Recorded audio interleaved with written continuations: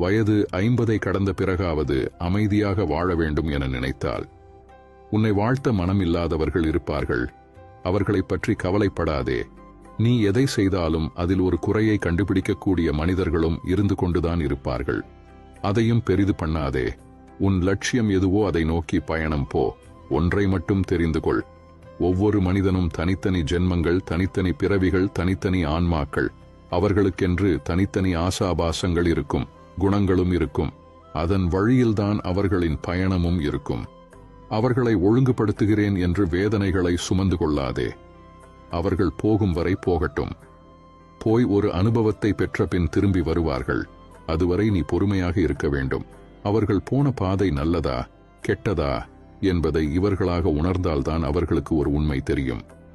அந்த உண்மையை நீ முன்கூட்டியே சொன்னால் உன்னை அவர்களுக்கு பிடிக்காது. இதுதான் வாழ்க்கையின் தத்துவ உண்மை. அவர்களது பூர்வ புண்ணியத்தின் அடிப்படையில்தான் அவர்களின் குணங்களும் செயல்களும் இருக்கும்.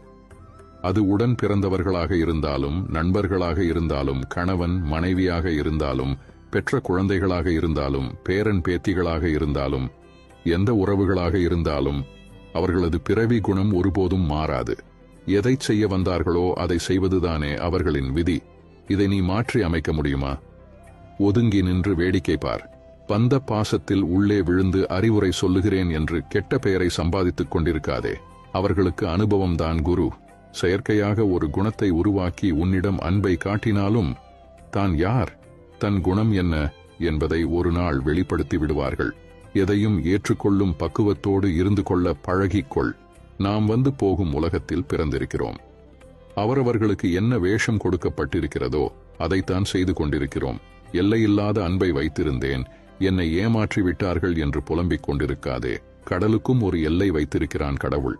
நீ உன்னை எப்படி வைத்துக் கொள்ள வேண்டும் என்று நினைக்கிறாயோ அப்படி வைத்துக்கொண்டு வாழ பழகிக்கொள். அதில் நன்மை வந்தாலும் தீமை வந்தாலும் உனக்கும் ஒரு அனுபவம் கிடைக்கும். அதை வைத்து உன்னையும் திருத்திக் கொள்ளலாம். இன்பமானாலும் துன்பமானாலும் அதை நீயே சந்திக்க கற்றுக்கொள். அதை பகிர்ந்து கொள்வதற்கு ஒரு துணையை தேடாதே. நீ பெண்ணாக இருந்தாலும் ஆணாக இருந்தாலும் வரும் துன்பத்தை எதிர்கொள்ளக்கூடிய ஆற்றலை உருவாக்கிக்கொள். மனிதன் மீது வைக்கும் நம்பிக்கையை விட இறைவன் மீது வைக்கும் நம்பிக்கையை அதிகரித்துக்கொள். உன் கண்ணீரும் உன் கவலையும் உன்னை பலவீனமாக காட்டிவிடும். அழுவதாலும் சோர்ந்து போவதாலும் ஒன்றும் நடக்கப் போவதில்லை. எப்படி இருந்தாலும் நீதான் அந்த சுமையை சுமந்து ஆக வேண்டும். அழுது சுமப்பதை காட்டிலும் ஏற்று சுமப்பது உனக்கு சிரமம் இல்லாமல் இருக்கும். தைரியமும் தன்னம்பிக்கையும் தான் ஒரு மனிதனை உலகத்தில் வாழ வைக்கும் என்ற உண்மையை உணர்ந்து கொள். இந்த பக்குவத்தை அடைந்துவிட்டால் எத்துன்பமும் உன்னை நெருங்காது என்பதை உணர்ந்து கொள்.